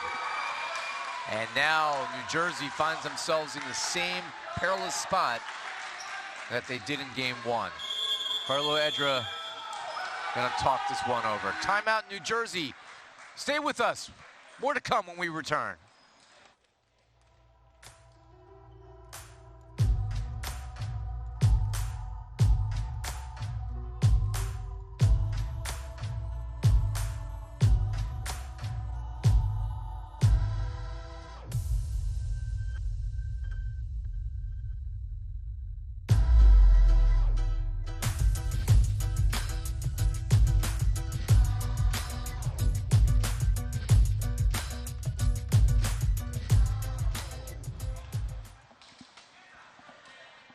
You see the court here at the Pierce Sports Center in San Bernardino, California. This has become, for the last couple years at least, the home court for the NVA competitions. It is the practice facility for the Inland Empire Matadors, one of the 12 teams that comprise the franchises in the National Volleyball Association. They did not make the playoffs, however, one of 4 teams that didn't get there this season. And free ball opportunity eventually capitalized by Texas. Jacobs, his 3rd kill, and the Tyrants have scored 3 in a row. Team Freedom is going to use another challenge on a possible foot fault by Gianluca Grasso that Pat Beverly, our line official on that side of the court, was standing there watching the serve, watching him serve, his approach. Team Freedom thought they saw a foot fault. They play it out. Tyrants score the point anyways, but now Team Freedom challenging a potential foot fault again for the 2nd time. Patrick Bradley, one of the finest referees in the National Volleyball Association. So I'm not saying you can't be wrong, because, you know, all of us can be wrong, but New Jersey's apparently seeing something from the other side of the court. Well, Pat Bradley is about, say, 15 feet away from the server. He's got a pretty good angle along the inline. And Joe Norman, who initially made the foot fault call for Team Freedom, is at the opposite end of the court. So really the question is, who's got better vision, Joe Norman or Pat Bradley, based on their stance? And it's Pat Bradley.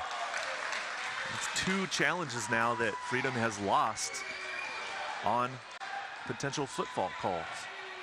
To me, that feels like a bit of desperation from the New Jersey side, quite frankly. They don't have as much confidence to play through this as they have throughout the season. 23-20 here for Texas. Venegas handles that one. They're going to go to Venegas. Malero was there for it. Langlois swinging away. They go to Burrell, reach out and stuff someone. Langlois and Mounty able to slow down Tom Burrell. And the Texas Tyrants have 4 set points. Credit to Jake Langlois to get right back to the net and block, but a great dig as well from Jose Malero. Jersey not finishing in the first 2 sets and find themselves in danger of falling down 2-0. What a dig there by Quiones, but this is attacked wide. So it's 1 set point shaved off.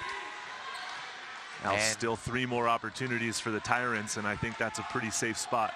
It is, but Venegas has certainly been their most consistent server. 6 aces in his pocket this weekend. And there's a 7th.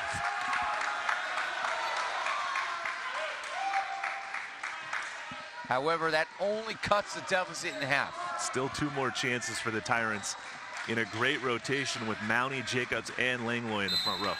Set point number 3.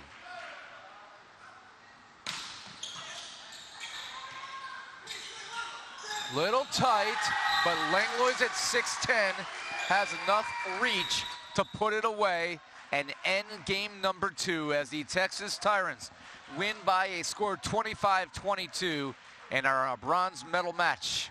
They have a 2-0 lead. Game 3 coming up next from the Pierce Sports Center in San Bernardino.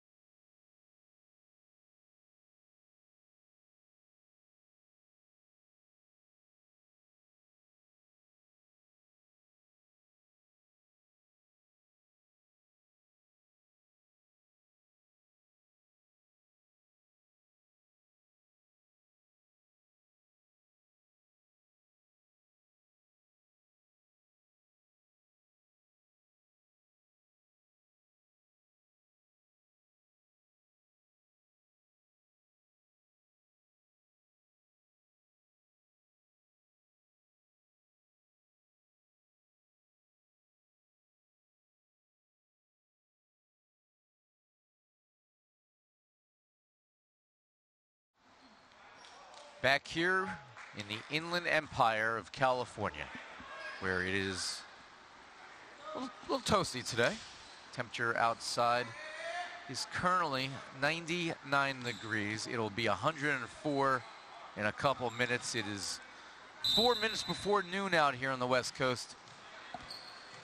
And the New Jersey Freedom are seeing their season potentially evaporate before their eyes as they are down 2-0, with Matt Seifer beginning game number 3 here with a winner.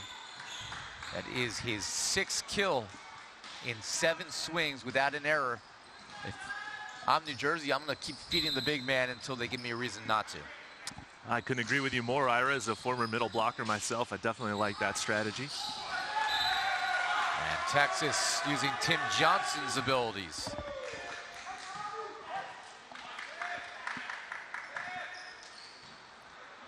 Don't sell yourself short. You weren't just a middle blocker, Matt. You were a 2-time All-American middle blocker. Sorry, 3-time. 3-time, I forgot. Get it right, Ira. You played 4 years, 3-time All-American. Gianluca Grasso misses that one, and it sails into the Jersey bench. Well, it's not about middle blocker or whatever. It's about setting your hot hitter and who's hitting at a very efficient number, right? Especially as the match progresses. And Matt Seifer is hitting at 83% through 2 sets of action. Keep feeding him the ball as much as he can. Austin Lovett getting involved there with a kill. Lovett now has an impressive line. That's his 5th kill in 7 swings. No errors. What was the one year you weren't an All-American? Sophomore year? It's actually my senior year. What happened senior year? Bad shoulder. But no excuses, Ira. I just wasn't very good my senior year. I mean, I wasn't very good most years. That was put over by Grasso on the free ball. And he picks up yet another kill, his 5th on 10 swings. How's the shoulder feeling now? Shoulder feels great. It's healed since then? It has. It's good. Time heals everything. Time and surgery. That does that. And surgery. They go to Joe Norman. He's able to tool the block. Joe Norman's 7th kill. Of course, when you play 13 years of beach volleyball, the outdoor ball's a little bit more gentle on your shoulder than the indoor ball as well. How's the sand on your knees compared to the hard court? Lovely.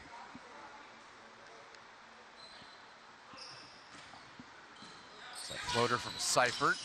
Blocked back by Matt Buffum, who's now in a game number 2 for New Jersey.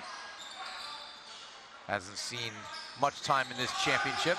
That's going to be a free ball opportunity. Venegas able to stab at it, and Farragher helps run it down. Chance for Texas. They go to Langlois. What a dig for New Jersey, because it doesn't matter anyway. Langlois was in front of the 10-foot line. Langlois with the whip there, and I was impressed by the dig, but ultimately, unless Texas challenges this, it's going to be a New Jersey side out.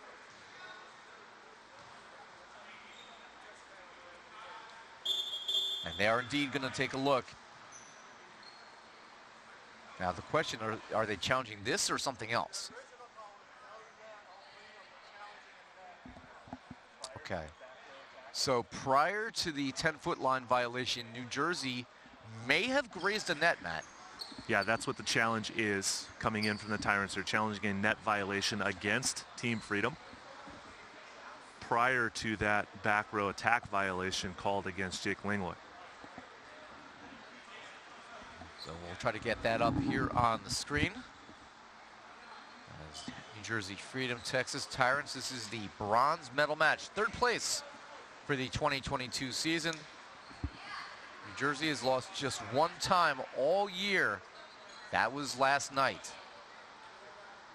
And that's why they're playing for 3rd place rather than 1st. That's one of the dangers, of going undefeated through the regular season. Not experiencing a loss on your record kind of, makes it that much more intense of a situation when you enter, elimination bracket. However, in the semifinals, you're not fully eliminated. You moved on to the consolation bracket, but not being in that situation of sustaining a loss in your record until a playoff game makes for some different adversity for a team that, like Team Freedom, didn't experience through the regular season. I've always had mixed emotions when it comes to that argument. Is it better to take a loss at some point during the season? Yeah. Obviously, you don't want to lose. Nobody wants to lose. There is adversity that's built up. Well, there's also that old cliche that you learn more from a loss than you do a victory about yourself and your team, and I do think that there is some value to sustaining a loss throughout, the journey that is a regular season. I'll say this, however, New Jersey certainly had to face adversity throughout the season just to get to a 10-0 regular season. They beat this Texas Tyrants squad back on May 28th when they met in an unbeaten matchup and 1-5. They were actually down 2-1. Won the fourth set 27-25, and then they ran away with game 5. And against EuroC Stunners on July 8th, again they were in a battle, lost the first set 30-28 to you guys, and had to win in 5, 15-8 as well. So it's not like New Jersey wasn't tested throughout the year. Daniel Venegas today is making fans forget the fact that they don't have Ian Cap, who has been their probably most consistent offensive weapon all year. All due respect to Joe Norman. Cap, clearly one of the most important defensive players on the squad and their top server all season. So you have to wonder if you had a full roster out there. Venegas obviously doing an admirable job at Cap, and obviously Matt Elias, who's going to be in a conversation later today to receive first team all NVA honors at center. Would it have made a difference in this journey? I mean, I think absolutely it would. I mean, Ryan Kenny's done a great job running the offense for their team, but when you go through a full season with a maintainable lineup and then to go into the playoffs and not have your guys, makes for a little tricky situation. Now the Tyrants did not win that challenge, and well, the teams today who have been some of the better in the league at winning challenges this year, 0 for 3. New Jersey's lost 2, Texas has lost 1. And side out goes to New Jersey on the foot fault. They have the early 4-3 lead.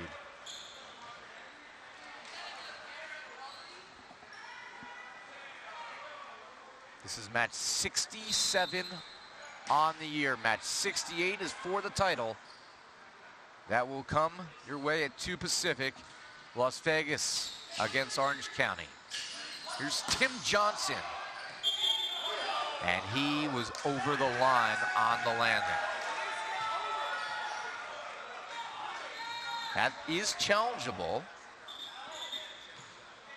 It is challengeable, but it's going to be a big ask to challenge 2 plays so close together after losing a challenge just several moments ago. Steven Shepard is our R2 down there.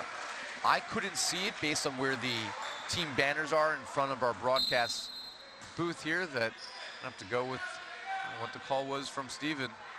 And Matt Seifert and company tie it up.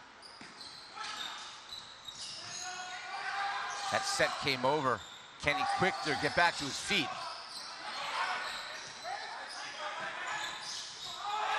Oh, quick reflexes there for Buffum and Seifert. But quicker ones for Texas. As Grasso picks up another kill. This is 8th.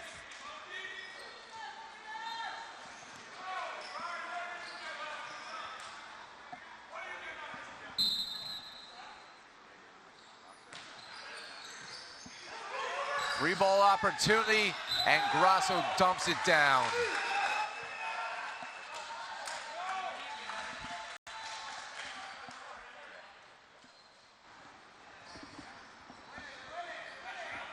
Five here in the 3rd set. Tim Johnson, your server. Venegas, oh, the thunder from South America.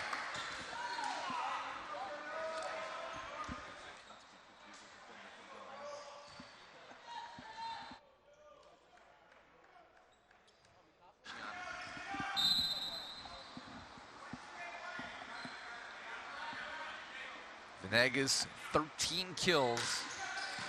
And Norman, your server. Grasso with an answer. He's now in double figures in kills. Well, this is an important moment for the Tyrants. They've let off the pressure a little bit here to start set number 3.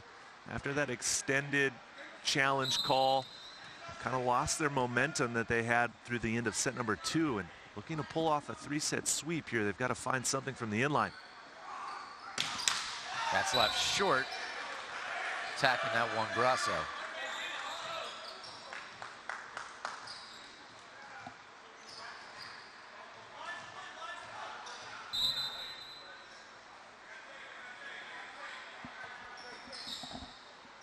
Venegas already got 1 ace today. Tim Johnson flying too long. Now Tim Johnson with that error through the back row.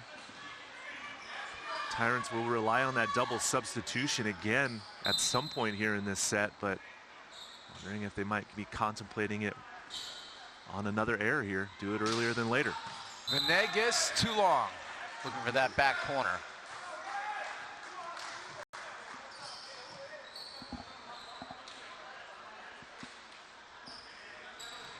Here's Ryan Mounty. He's only had 2 attacks today. And there is Ryan Kenny. Sneaky, sneaky. Ryan Kenny well aware that Ryan Mounty needed to be in left back position to get that play and cover the dump, but Kenny takes full advantage of it to score. That's great court awareness from Kenny. Oh, miscommunication there between Malero and Anderson. Both leapt for the ball. And you're only allowed to have 1 setter per play. Jose Malero a little quick on the trigger there to try to set that ball, as Anderson was right there. New Jersey has a 3-point lead. Here's Buffum to serve. And Austin Lovett gets it. Great timing for that one.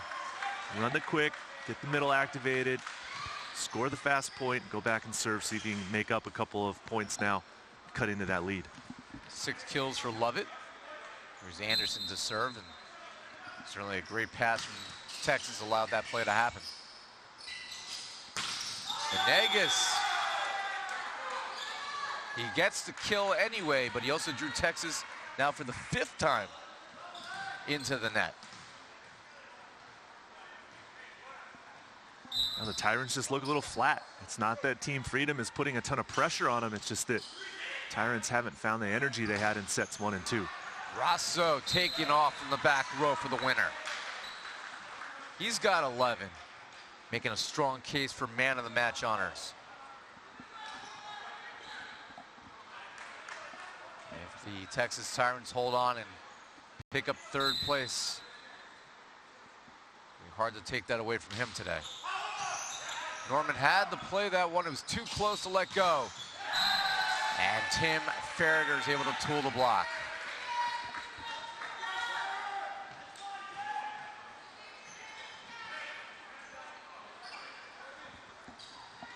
Three-point lead for Jersey, but they've been here so far today, midway through the set, and haven't reaped any dividends.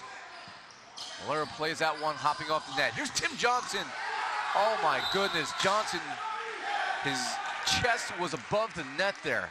Now Tim Johnson, one of the highest flyers in all of the NVA. Attacks that ball at such a high point. 6'4", Tim Johnson, the right side hitter for the Tyrants. Attacking that ball well above 11 feet. I don't know if I can get my chest over a tennis net like that. I don't know if you can either, Ira.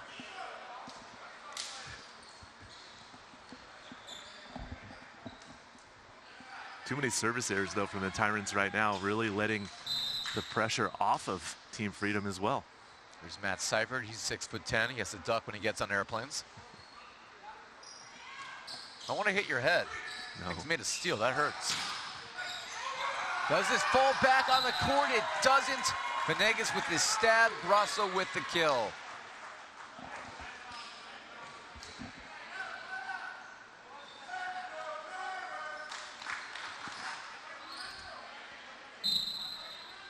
Johnson to serve. Some Tyrant fans cheering for their boys in the Tiger stripes. Venegas cross court. If they had gotten this contributions from Daniel Venegas, you know, through definitely yesterday, but through the season, I know he was a late addition to the team. This is the Daniel Venegas that used to play internationally. I'm just really surprised that Coach Grasso hasn't gone back to the double substitution. He's leaving Anderson through the front row, and that is a serious, serious advantage for Team Freedom on the matchups. And that's left short by Norman.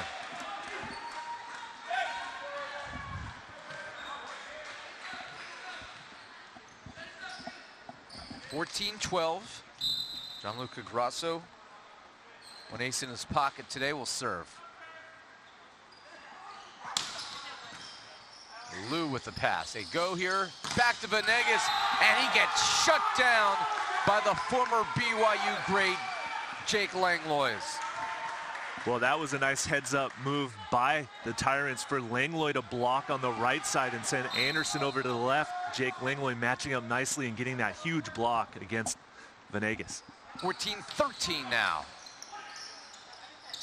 Here's Joe Norman against Langlois. Molero's there for the touch on it. Langlois swinging away, and he misses that long, but there was a touch correctly picked up by official Dennis Franciscini. And we are even at 14 all.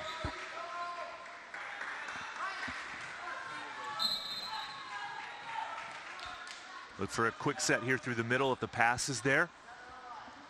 Haven't set Matt Buffin enough if you're Team Freedom. Hops off the net. Ferreter. Grasso ready for it. They go to Mounty.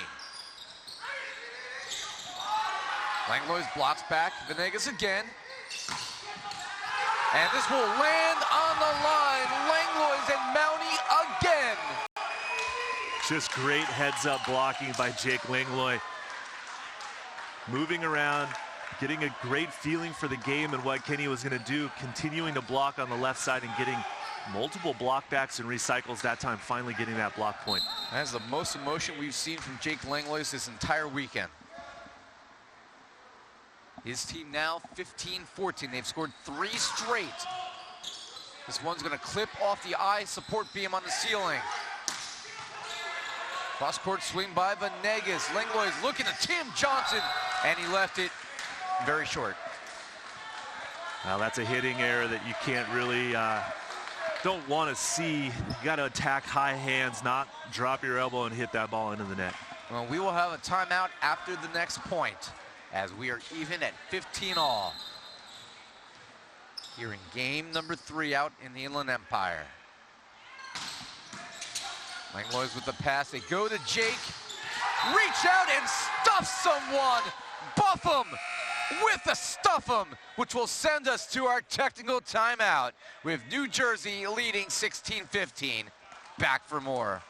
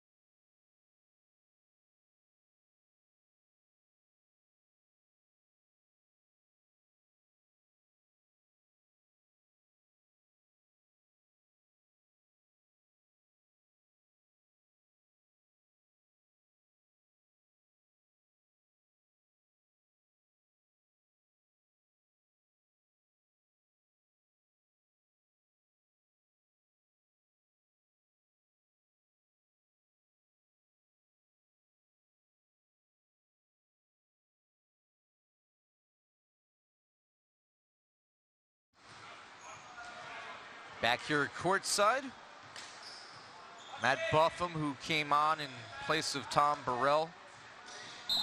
The big block teaming with Tim Ferreter. Buffum, who played collegiately at Elmira, which has quickly become one of the better programs in small college volleyball. Tim Johnson with the answer after the timeout. And we're even again at 16 all. 5 kills from Tim Johnson.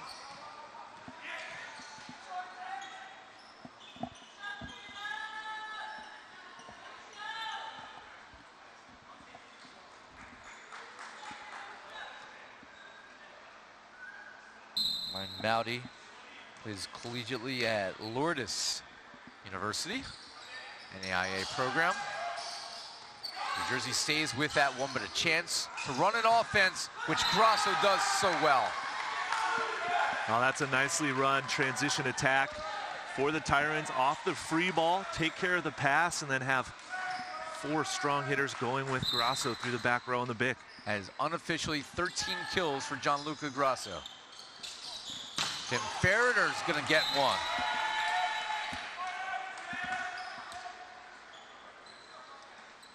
And New Jersey ties it up at 17 all. This is a must-win for New Jersey. Gianluca Grasso is shaken up. He's on the court, and he is very slow to get up here, as the athletic trainer will come over to check on Grasso. His father, Moro, is checking on his son as well. Grasso's dealt with injuries all season. I think he just hit the ground pretty hard. Might have knocked the wind out of himself there for a second.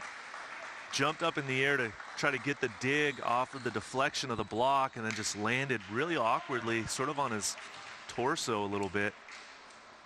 He had a quad injury that kept him out of some action during our July event.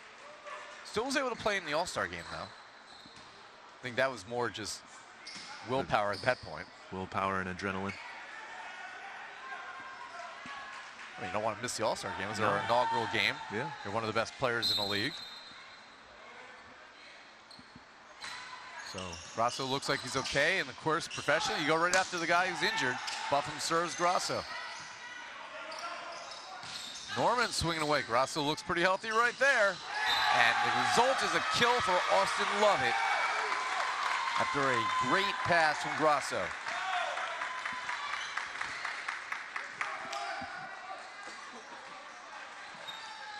So they'll hand the ball to James Anderson.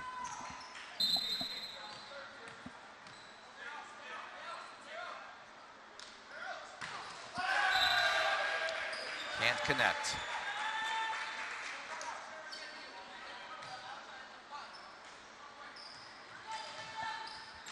So Ryan Kenny will drop back, even at 18.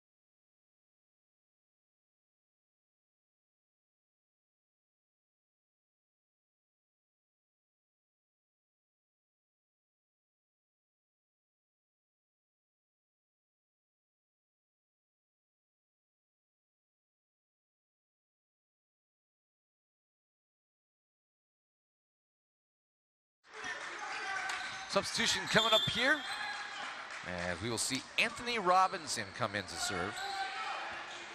Robinson out of Waianae, Hawaii.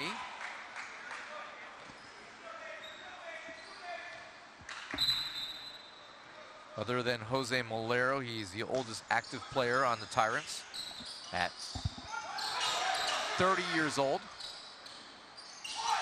Tim Johnson, Alou couldn't get enough on it. And Johnson collects his 6th kill.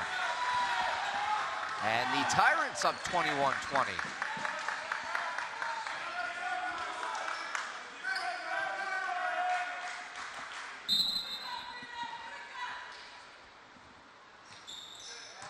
Tough serve. Yeah, definitely a tough floater there. Norman swinging away. Gonna come over. And the battle between Seipert and Mowney is won by Texas. And New Jersey is going to use a timeout. They've had problems finishing all this match, and the third set's no different. 2-point lead for Texas when we return.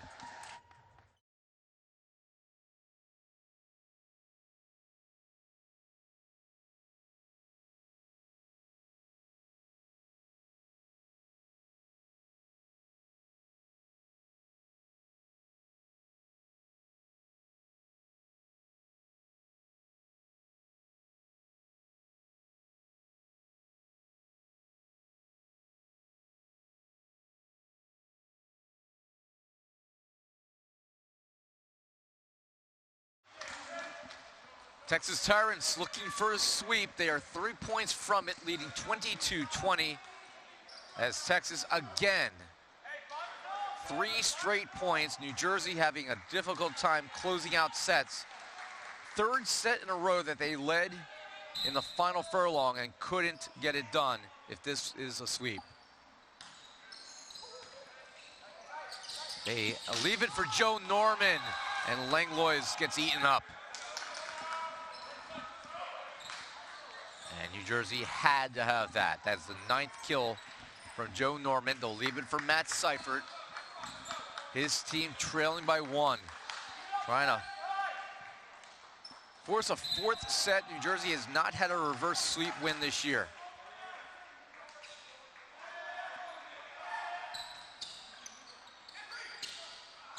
They go to Grasso, and that is going to be tooled. And Grasso with 14 kills unofficially. We will see for the final time perhaps the reverse sub. Gabo Quiones in for Anderson, and Daniel Jacobs in for Tim Johnson. And here is Gabo Quiones with his family looking on here courtside, trying to serve out this match. 23-21. It won't happen here. So that service error now allows Joe Norman to go back and attempt to tie it. Tense moments right now for Team Freedom. Have to find a way to manufacture some points, and this is a pretty good situation for them to have Joe Norman on the inline.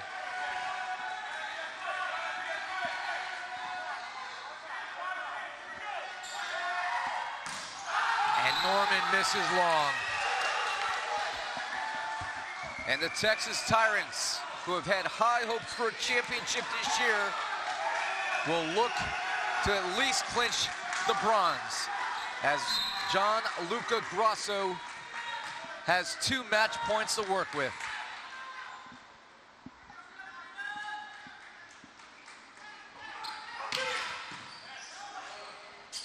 They give it to Venegas, and that will not be covered. Malero and Langlois neither went for it. Kill number 16 for Venegas. He will serve with the match on the line again. Match point number 2 will have to wait. Timeout, Texas. Match point will come when we return.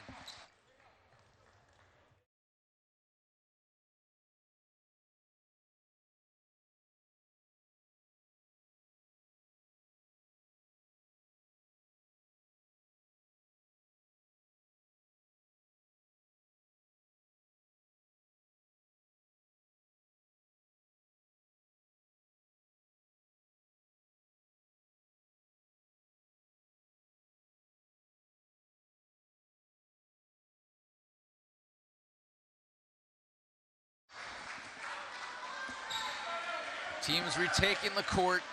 New Jersey has had their backs against the wall in all 3 late sets. They couldn't close out game 1. More the same in game 2, and trying to get some redemption late here in game 3, but it's going to come down to this serve from the former Colombian national team member, Daniel Venegas. Great serve. Texas, they go to Jacobs, and on his birthday, able to get the kill. However,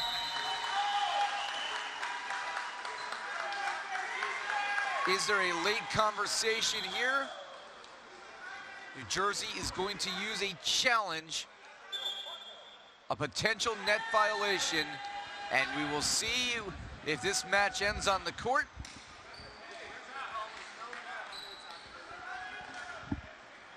So Matt, you got a So good Team listen Freedom in is there. challenging that there was no net violation called against the Tyrants, so they're going to go to the video challenge, say that Daniel Jacobs did touch the net before the ball was down, therefore hopefully reversing that call. If it reverses it, we're even at 24-24 with Venegas continuing to serve. If not, the Texas Tyrants, they will take the bronze, 25-23 in the third set. So the hopes for New Jersey goes upstairs to Mike Mon, our replay official. Let's take a look here on the screen.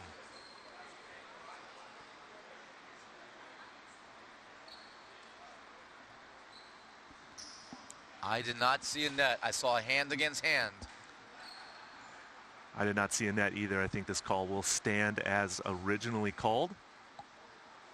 Saw the left hand of Ferreter actually probably prevented the net violation. Great angle though from our net cam.